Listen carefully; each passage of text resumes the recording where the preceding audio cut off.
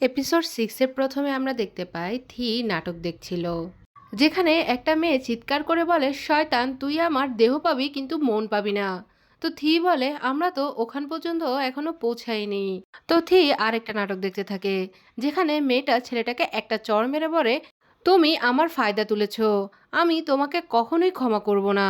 থি তখন রেগে গিয়ে বলে, আমি তো তার কোনো ধরনের সুযোগ নিইনি। এরপর থি পাস্ট সিন মনে করতে থাকে, যেখানে সে পিচকে কিস করার পর পিচ তাকে ধাক্কা দিয়ে সরিয়ে দেয় আর সে থিকে সরি জানায়। অন্যদিকে পিচকে দেখি সেও রুমে বসে এই নিয়েই চিন্তা করছিল। একদিকে থি চিন্তায় মরে যাচ্ছিল, অন্যদিকে পিচ প্লাবকে কল করে।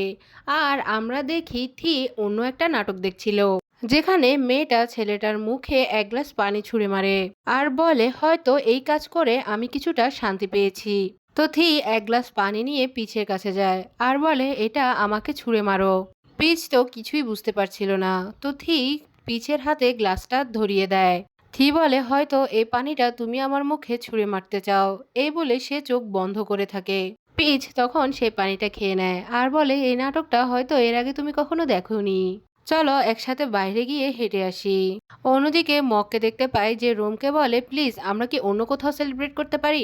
রোম বলে, তুমি তো সবসময় আমার ইচ্ছের গুরুত্ব দাও তাই না, আমি এবার আমার বার্থডে বিচে সেলিব্রেট করতে চাই। গত বছরও তো তুমি আমাকে সেখানে নিয়ে গেছিলে তাই না, তো এই বছর কি সমস্যা। মক বলে, আপনি কি ডিমান্ড করা বন্ধ করবেন। তখন রোম বলে, তুমি জানো আমার এই ওয়ার্ড পছন্দ না, তারপরও তুমি আমাকে এটা কেন বলেছ। আমি তো শুধু আজকের জন্য চেয়েছি, তো তুমি আমাকে নেবে না তো ঠিক আছে। তো তোমার আমাকে যেখানে নিতে ইচ্ছা করে সেখানেই আমাকে নিয়ে চলো। এমনি তো আমি আমার জীবনে কখনোই কোনো কিছু চুজ করতে পারিনি। রোম হতাশ হয়ে মন খারাপ করে সেখান থেকে চলে যেতে থাকে। তো মগ দৌড়ে বাইরে গিয়ে ড্রাইভার থেকে চাবি নিয়ে নেয় আর বলে, এখান থেকে আমি তাকে ড্রাইভ করে নিয়ে যাব। তো রোম এটা শুনে স্মাইল করতে থাকে আর মগ গাড়ি আনলক করতে করতে বলে, খুন্তি প্লিজ আমাকে মাফ করে দিন। অন্যদিকে আমরা থি আর পিচকে বিচে বসে থাকতে দেখতে পাই। থি বলে, তুমি কি শিওর যে তুমি আমার ফেসে পানি মারতে চাও না, তো তুমি অন্য কি করতে চাও। পিচ বলে, আমাকে কোনো কিছু করতে কেন হবে। থি বলে, আমি তোমার কাছাকাছি যাওয়ার জন্য অনেক বেশি তাড়াহুড়ো করে ফেলেছি, কি করব আমি নিজেকে কন্ট্রোলই করতে পারিনি।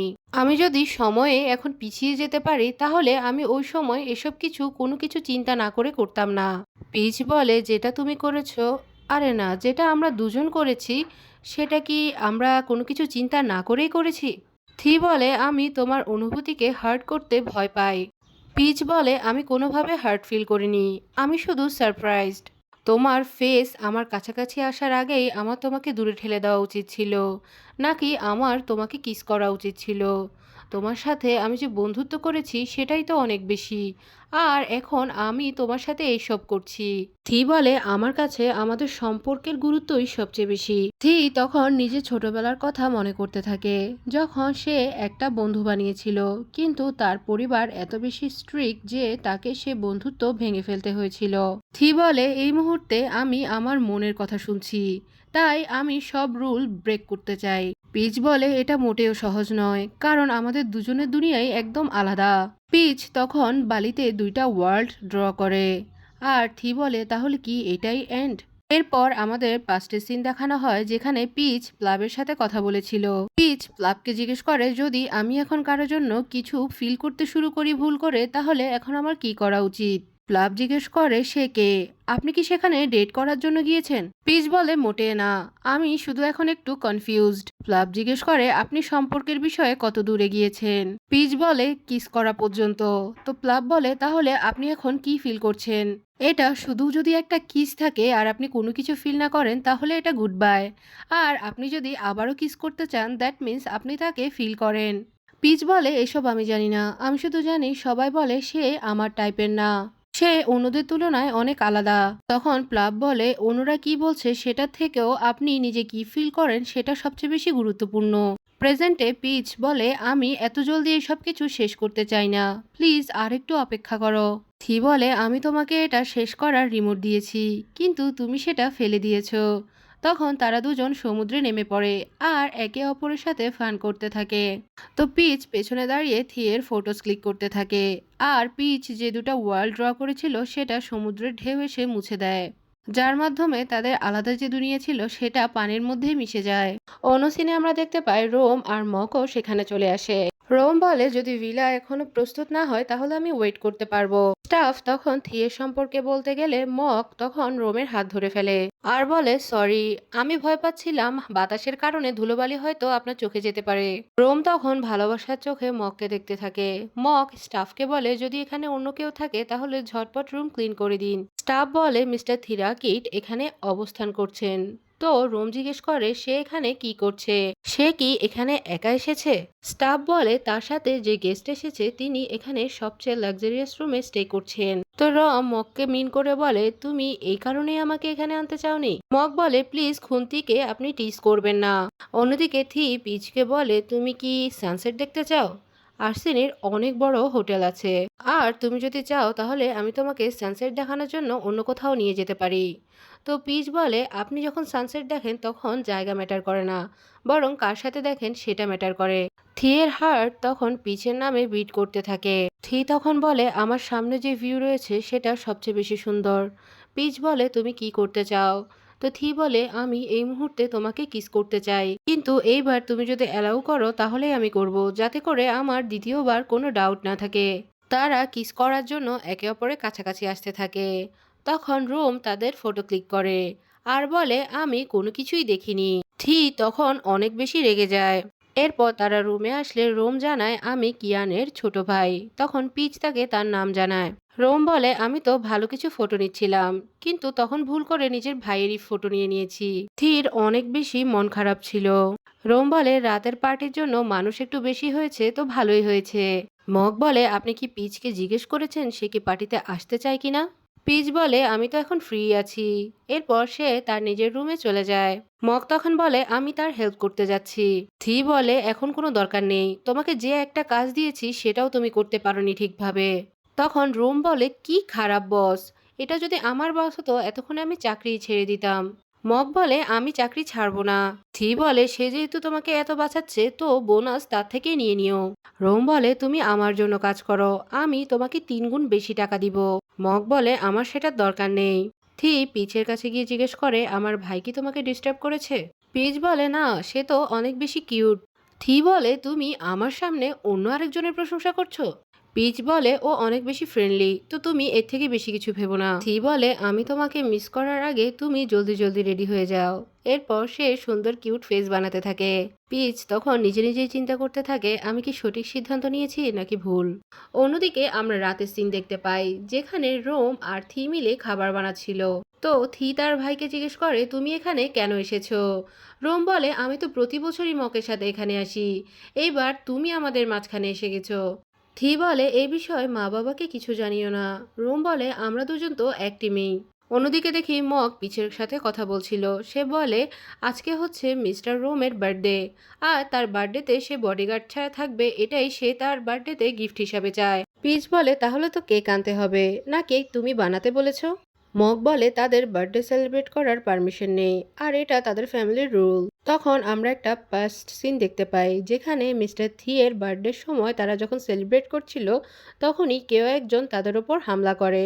এরপর থেকে তাদের ফ্যামিলি বার্থডে সেলিব্রেশন বা অন্য কোনো সেলিব্রেশনের মাধ্যমে গ্যাদারিং হওয়াটা নিষেধ করে দিয়েছে। কারণ মাস্টার বলেছে যদি সবাই একসাথে থাকে তাহলে দুশমন তখনই তাদেরকে নিশানা বানাবে। মিস্টার থিকে মাস্টার ব্যাংকক পাঠিয়েছে শুধুমাত্র বিপদ থেকে দূরে রাখার জন্য। যদি হংকংয়ে কারো কিছু হয় তবে আর্সেনির কোনো কিছুই হবে না। পিচ জিজ্ঞেস করে তাহলে রোম সেখানে কেন থাকে? মগ বলে সে তো সঠিক সময়ের অপেক্ষা করছে, তাকেও দূরে কোথাও চলে যেতে হবে। পিচ বলে তাদেরকে দেখে যত হাসি খুশি মনে হয় তাদের জীবন আসলে তত ভালো নয়। মগ তখন উদাস হতে থাকে। তখন রোম তাদেরকে ডেকে বলে খাবার তৈরি হয়ে গেছে, তো তোমরা চলে আসো। এরপর পিচ আর মগ গিয়ে চেক করে দেখে খাবার আসলে কুকডি হয়নি।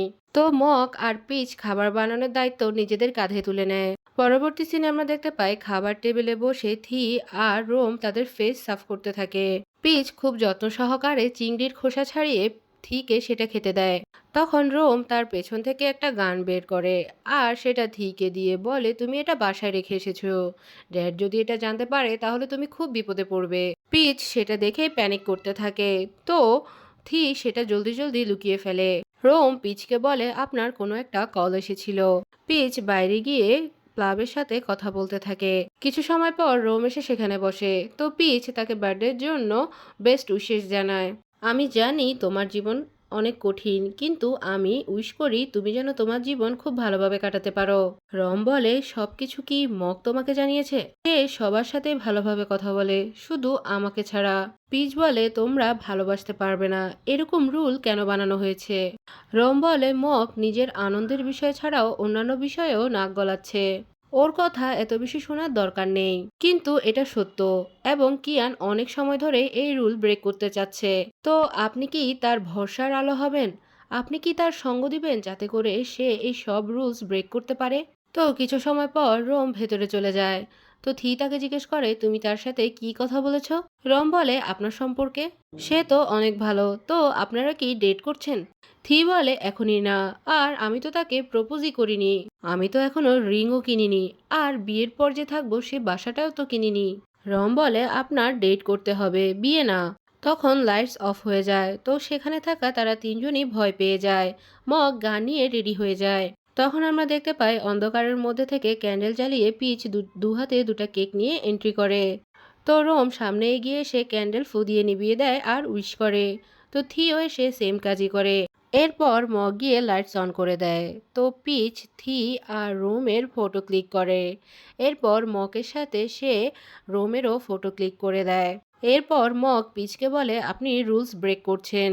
পিচ বলে তুমি চাইলে আমার টিমে অ্যাড হতে পারো। আর সামনে আমরা দেখতে পাই রোম আর থি একে অপরের কেক খাওয়ার জন্য লড়াই করতে থাকে। কিছু সময় পর আমরা দেখতে পাই তারা সবাই একসাথে ড্রিঙ্কস করে। তো মগ, রোম আর থিকেও আমরা সেখানে ড্রিঙ্কস করে ডান্স করতে দেখতে পাই। পিচ সবাই ড্রাঙ্ক হওয়ার পরে থিয়ের ফটোস ক্লিক করতে থাকে। পরবর্তী সকালে রোম যখন যাচ্ছিল তখন বলে আবার কখনো একসাথে ঘুরবো। থি নিজের গান লুকিয়ে মগের কাছে দিয়ে দেয়। তো পিচ বলে এটা যদি রাখা জরুরি হয় তাহলে তুমি নিজের সাথে রাখতে পারো, আমার অভ্যাস হয়ে যাবে। থি বলে আমি পুলিশওয়ালা নই, আমি শুধু একটা কোম্পানি চালাই। তো আমার এটার দরকার নেই, কিন্তু যদি কিছু হয় তাহলে তুমি আমাকে প্রোটেক্ট করবে। পিচ বলে তোমার মাসাল তো আমার ব্রেনের থেকেও বড়, তো আমি তোমাকে কিভাবে বাঁচাতে পারি? থি তখন সেখানে দাঁড়িয়ে নিজের মাসেলস দেখাতে থাকে। পরের সিনে আমরা দেখতে পাই থি পিচকে নিয়ে বাসায় পৌঁছে যায়। তো থি বলে রোম আমাকে বলেছে তোমার সাথে বেশি সময় কাটাতে, কিন্তু কে জানতো তুমি সারা রাস্তা ঘুমিয়েই আসবে। পিচ বলে বাসায় গিয়ে ভালোভাবে শাওয়ার নিয়ে আরাম করো। থি বলে আমি তোমার সাথে তোমার বাসায় যাব। তো পিচ বলে প্লাব ঘরের ভেতরে আছে, তো এই মুহূর্তে তুমি বাসায় যেতে পারবে না। থি বলে তুমি যেহেতু থিরাকিট কিয়ানলিকে ডেট করছো, তো এটা তো এখন শো অফ করার মতো বিষয়, তাই না? পিচ বলে আমরা এখনো কোনো রকম ডেটিং করছি না।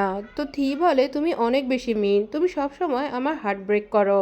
পিচ বলে এখন যাও, কাল আর্সেনিতে দেখা হবে। থি তখন সেখান থেকে যেতে থাকে আর বলে কালকে যেহেতু আমি তোমার সাথে দেখা করব, তো আমি এক্ষুনি গিয়ে ঘুমিয়ে পড়বো। আর তুমি খুব ভালোভাবে রেডি থেকো, কারণ আমি তোমাকে পটানোর জন্য সম্পূর্ণ প্রস্তুত। পিচ বাসায় ঢুকতে ঢুকতে প্লাব অনেক আনন্দিত হয়ে জিজ্ঞেস করে সে কে। তো পিচ তাকে জানায় যদি সব কিছুই রেডি হয়ে যায় তাহলে আমি তোমাকে জানাবো। তো প্লাব তাকে জিজ্ঞেস করে সে কোন মেয়ে যে আপনার হার্ট স্টোল করেছে। পিচ তখন বলে সে কোনো মেয়ে নয়। তো প্লাব জিজ্ঞেস করে আপনি কি ছেলেকে পছন্দ করেন? পিচ বলে এই প্রথম ছেলে যাকে আমি লাইক করছি। তুমি কি এটা শুনে রেগে গিয়েছো? প্লিজ আমাকে মাফ করে দাও। লাভ বলে আমি রেগে যাব কেন? সে হয়তো অনেক ভালো আর হয়তো আপনার অনেক বেশি খেয়ালও রাখে। তার বিষয়ে আপনি যখন কথা বলেন তখন একটা বাচ্চার মতো হয়ে যান। তো প্লাব তার ভাইয়ের জন্য খুশি হয়ে তার ভাইকে হাগ করে। অন্যদিকে আমরা দেখতে পাই রম ব্যাংকক ছেড়ে হংকংয়ে চলে যাচ্ছে। তো সে যাওয়ার আগে মগকে বলে তুমি প্লিজ আমাকে ছাড়তে যেও না। মগ বলে কিন্তু খুন্তি তো আমাকে এটা করতে বলেছে। আর রোম বলে কিন্তু এটা এখন আমার অর্ডার। মগ তখন সেখান থেকে চলে যেতে থাকে। তো রোম তাকে আটকে নিজের কাছে টেনে নেয় আর বলে আমার যখন ভালোবাসার পারমিশন আসবে তখন আমি তোমাকে ভালোবাসার জন্য আবার এখানে চলে আসব। রোমকে আমরা চলে যেতে দেখি। তখন যাওয়ার সময় সে নিজের পকেটে হাত দিলে সেখানে একটা ব্রেসলেট খুঁজে পায়। আমরা তখন পাঁচটা সিনে দেখতে পাই রোম যখন মগকে তার কাছে টেনেছিল, মগ সেই সুযোগে এই ব্রেসলেটটি রোমের পকেটে দিয়ে দেয়। রোম তখন সেটা দেখে স্মাইল করতে থাকে আর বলে নিজের ফিলিংসকে তুমি ঠিক কখন অ্যাকসেপ্ট করবে। অন্য সিনে আমরা থিকে দেখতে পাই যে একদম 5টা বাজেই বাসায় গিয়ে ঘুমিয়ে পড়ে। মগ সেটা দেখে অনেক বেশি সারপ্রাইজড হয়ে সেখান থেকে চলে যায়। এরপর ঠিক কিছুক্ষণের মধ্যে আবার ঘুম থেকে উঠে বসে সে পিচকে একটা মেসেজ লেখে, যেখানে সে লেখে, আমি উইশ করছি আমাদের দুজনের যাতে স্বপ্নে দেখা হয়, কিন্তু সেটা না হয়ে তোমার স্বপ্নে যদি অন্য কেউ আসে তাহলে তুমি প্লিজ ঘুম থেকে উঠে যেও, কেননা আমি অনেক বেশি পজিটিভ। পরের সকালে আমরা দেখতে পাই পিচ যখন কোম্পানিতে পৌঁছায় তো থি তাকে ফুলের স্বাগতম জানায়। থি পিচকে জিজ্ঞেস করে, তোমার কি পছন্দ হয়েছে? তখন পিচ বলে হ্যাঁ। থি বলে, আমি বুঝাতে চেয়েছি তোমার সামনে যে ব্যক্তি দাঁড়িয়ে আছে তাকে পছন্দ হয়েছে কিনা। পিচ তখন থিকে ইগনোর করে গিয়ে মগকে স্ন্যাক্স দেয়। থি তখন সেটা দেখে জেলাস হয়ে যায়। মগ তখন থিয়ের পেছনে যেতে থাকে আর বলে, আপনার তো স্পাইসি ফুড পছন্দ না তাই না? থি তখন রেগে গিয়ে বলে, বোনাস পাবে না তুমি। এরপর দেখি পিচ অফিসে গিয়ে সবাইকে স্ন্যাক্স দেয়। অন্যদিকে থিকে দেখতে পাই যে কিনা মন খারাপ করে খাবার পর্যন্ত খায় না। থি যে স্ন্যাক্সটা পিচ মগকে দিয়েছে সে সেম স্ন্যাক্স নিয়ে আসতে বলে। তো মগ বলে, আপনি যদি সেটা খেতে চান তাহলে আপনি সেটা পিচকে জানিয়ে দিন। থি বলে, এটা জানতে পারলে সে পেরেশান হয়ে যাবে, আর তুমি ভালোবাসার বিষয় ছাড়া সব বিষয়তেই অনেক বেশি চতুর। মগ জিজ্ঞেস করে, আপনি অন্য কারো বিষয়ে এত বেশি কেন ভাবছেন? থি বলে, তোমার কপাল ভালো যে এই মুহূর্তে তোমার যত বয়স ততটা থাপ্পড় আমি তোমার গালে নিজেকে নিজে মারতে আদেশ করিনি। থি তখন বলে, পিচকে তুমি অন্য কেউ বলতে পারবে না। মগ বলে, আমাকে মাফ করে দিন, সে তো স্পেশাল কেউ। থি সেটা শুনে স্মাইল করতে থাকে। ট্রেন্ডকে দেখতে পাই যে কিনা পিচকে নতুন ক্যামেরা দেখায়, আর তার বাজে কাজের জন্য সে পিচকে সরি জানাতে থাকে। তো পিচ বলে, তুমি কোনো ভুল করনি, যেটা করেছে সেটা ভিভিড করেছে। ট্রেন্ড তখন বলে, আমি জানতাম না আপনি এত বেশি কিউট। পিচ বলে, তুমি আমার সাথে কথা বলতে পারো কিন্তু সেটা শুধু কাজের বিষয়ে। সেখানে আরান আসে যে পিচকে হাক করে। আরান তখন ট্রেন্ডকে টিচ করতে থাকে। তখন পিচ আরানকে স্ন্যাক্স খাওয়াতে থাকে, যেটা থি দূর থেকে দেখতে পায় এবং জেলাস ফিল করতে থাকে। তখন সে পিচের মেসেজ পায় যেখানে লেখা ছিল, আমি কফি নিতে যাচ্ছি, তো তুমি কোনটা চাও? থি বলে, যে কোনো একটা চলবে, কিন্তু সেই মেনুতে যদি তুমি থাকো তো সেটা সবার আগে নিয়ে এসো। থি তখন লজ্জা পেয়ে স্মাইল করতে থাকে। আর মগ বলে, বড় হওয়ার পর যখন পাপি লাভ হয় সেটার রূপ অনেক বেশি ভয়ঙ্কর হয়। অন্যদিকে আমরা পিচকে কফি আনতে দেখতে পাই, যেখানে তাকে একটা মেয়ে কল করে যে কিনা পিচের এক্স ছিল। সে পিচকে নিজের কোম্পানিতে চাকরি দেওয়ার কথা বলে। পিচ বুঝতে পারে মেয়েটা তার থেকে ফেভার চাচ্ছে, তো সে বলে সে তাকে এমনিই হেল্প করে দিবে। এরপর দেখি পিচ থিয়ের জন্য কফি নিয়ে এসে যায়। তো থি পিচকে জিজ্ঞেস করে, তো রাতে কি আমরা ডিনারে যেতে পারি, আর একসাথে আমরা মুভিও দেখতে পারবো? পিচ বলে, আমার একটু কাজ আছে। থি বলে, তাহলে আমিও তোমার সঙ্গে যাব। কিন্তু মক এসে তাকে তখন হংকং এর মিটিং এর জন্য ডাকতে থাকে। পিচ তখন তাকে বলে, কাজ শেষ হলে চলে এসো। তখন থিকে দেখি তার অনেক মন খারাপ হয়ে যায়। আমরা পিচকে দেখতে পাই যে কিনা ডার্ক রুমে গিয়ে তার ভ্যাকেশনকালীন যত ছবি আছে সেগুলো পিক করতে থাকে। তখন থি সেখানে চলে আসে। তো পিচ তাকে জিজ্ঞেস করে, তোমার কাজ শেষ হয়ে গিয়েছে? থি বলে, তুমি আমার এত ছবি ক্লিক করেছো, তার মানে আমাকে অনেক ভালোবাসো। পিচ বলে, না, আমি শুধু আমার প্রশ্নের উত্তর খুঁজছিলাম, আর তার জবাব হচ্ছে তোমার স্মাইল, যার মাধ্যমে আমি ফিল করি তোমার এখানে যে উলফ আছে সেটা আসলে ফেক। তুমি আসলে হচ্ছে একটা গুফি গোল্ডেন রিট্রিভার। থি তখন পিচকে বলে, এই ব্রিড ডগ তার মালিককে অনেক বেশি ভালোবাসে। থি তখন পিচের সেই ছবিটা পিক করতে থাকে। তখন আমরা পাঁচটা সিন দেখি যেখানে থি যখন পিচ কারের মধ্যে ঘুমাচ্ছিল তার ফটো ক্লিক করেছিল। থি জিজ্ঞেস করে, যখন পাপি জেনে যায় তার ওনার আসলে কে, আমরা কি এখন সেই জায়গা থেকে শুরু করতে পারি যেখানে আমরা সবকিছু সেরে এসেছি, যে জিনিস এখন পর্যন্ত ইনকমপ্লিটই রয়ে গিয়েছে? তো পিচ বলে, এবার আমাদের মাঝে কেউ আসবে না তো? উত্তরে থি বলে, কেউ আসবে না। তো তখন থি পিচের কাছাকাছি এসে যায় আর তারা দুজন একে অপরকে কিস করে নেয়। আর এই সুন্দর সিন চলাকালীন থিয়ের মোবাইলে একটা মেসেজ আসে, যেখানে আমরা দেখতে পাই মক সেই রুমটা কিনে নেওয়ার মেসেজ করেছে থিকে। আর এরপর দেখি সেই ডার্ক রুমের নাম চেঞ্জ করে পিচ রুম দিয়ে দেওয়া হয়। পরবর্তীতে আমরা দেখতে পাই থি পিচের জন্য স্পাইসি ফুড খাওয়া প্র্যাকটিস করছিল। আর এই সিনের মাধ্যমে এই এপিসোডটি এখানেই শেষ করে দেওয়া হয়।